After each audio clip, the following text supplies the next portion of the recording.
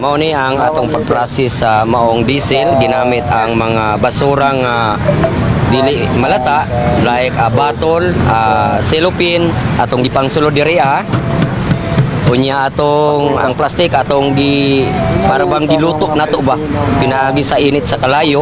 Pag resulta kay mahimo siyang liquid, muhungaw siya diri ang iyang mga singot ug mulatay siya diri hantod mapaingon diri sa maong sudlanan nga mao na ni siya ang diesel, no?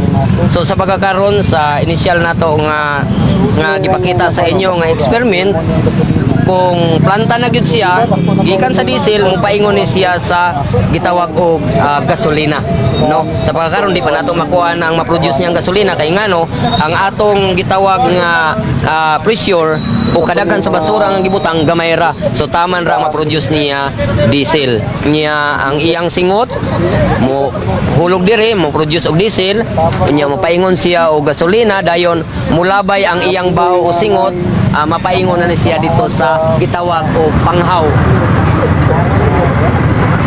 Dayon dito okay maestro.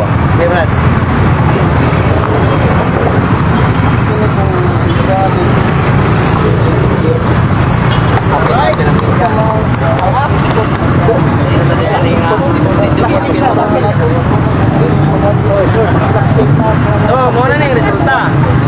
Sa atong daan, ang basura, ilabay, tapay alkansi, bayad mata. Kining karon atong basura, kita'y ganansya, puwerta bata. Okay na?